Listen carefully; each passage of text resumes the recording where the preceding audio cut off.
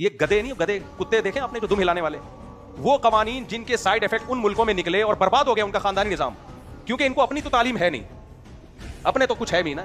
English में ठिश पिश कुछ पढ़ लिया इन लोगों ने, गोरे के लॉस पढ़ लिए और पागल उसी लॉस को क्या कर रहे हैं, फॉलो कर रहे हैं। उठाकर फेंक दो बाहर गली में, नई तहजीब के अंडे हैं गंदे। हम अपनी बच्चियों का निकाह 18 साल से पहले भी करेंगे। मैंने 2 बेटियों का निकाह किया अल्हम्दुलिल्लाह। आज 5 साल 10, एक को 8 साल हो गए, एक को 5 साल हो गए। अल्लाह का बड़ा फजल है, बड़ी खुशी की जिंदगी गुजार रही है। समझ में आ रही है बात।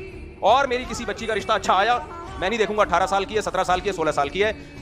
अबे भाई, ये जो असेंबली में बैठे हुए लोग कानून पास करने वाले, इनका कोई खानदानी निजाम नहीं है, इनकी कोई फैमिली वैल्यूज नहीं है। इनकी बच्चियों के बॉयफ्रेंड होते हैं, मुंह काला कर रही होती हैं, पकड़े जाते हैं तो कहते हैं बेटा एक्चुअली अगर आप उस सोफे पे कर लेती, इधर बैठ के ना करती। जिन गधों घोड़ों का ये निजाम हो, वो हमें समझा रहे हैं कि 18 साल के बाद करनी है, 18 साल से पहले करनी है। ये बाप का काम है, वो फैसला करे कि कब करनी है। वैलेंटाइन डे में 15-15 साल की लड़कियां भाग रही हैं, जिना कर रही हैं। 15-15, 13-13, 14 साल की लड़कियों को इश्क माश्के हो रहे हैं, और हम अपने बेटों की भी करेंगे। एक की तो मैंने कर दी है, वो 17 साल में बात तय हुई थी, लड़की वालों ने देर की तो कमबख्त 18 का हो गया, वरना मैं 17 में कर देता उसकी। वो लड़की वालों ने की ताखीर की वजह से उस कमबख्त की 18 साल में की। मैंने कहा कमबख्त 18 में तो सभी करते, मैंने क्या तीर मार दिया, वरना 17 में कर देता उसकी मैं। और 17 क्या 15 में अच्छा रिश्ता मिलता निपटा देते। बेटों की भी करेंगे। एक की तो मैंने कर दी है, असेंबली में शराब पी के आते हैं और हमें बता रहे होते हैं कि 18 साल से पहले करनी है, कि हमारे पास कुरान है, इस्लाम है, तो हमें हमसे इस मामले में गलत जगह नहीं कर दो जल्दबाजी में। जो आ रहे मुंह उठा के बच्ची पकड़ा दी, ये सही नहीं है। अच्छा रिश्ता आए जो भी है, ससुराल को भी बताओ इसको किस तरह से लेके चल रहा है।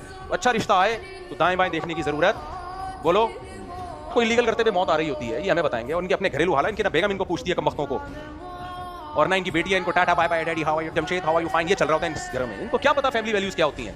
इस्लाम का एक प्यारा खानदानी निजाम है, समझ में आ रही है बात। और बाप बच्ची को रुखसत मजबूरी में करता है। किसी बाप को यह शौक नहीं है कि अपने घर में से अपनी बच्ची को रुखसत करे, किसी को शौक नहीं। बच्चियां तो घर की जीनत होती है, उसके मुस्तकबिल को बनाने के लिए कुर्बानी देता है वो। समझ में आ रही है बात, उसके फ्यूचर को बनाने के लिए। तो बाप से ज्यादा कोई बच्चियों का खैर ख्वाह नहीं है। हुकूमत इस मामले में टांग अड़ाने की कोशिश ना करे। लोग कह सकते हैं कुछ बाप जालिम भी तो होते हैं, हुकूमत से ज्यादा नहीं होते।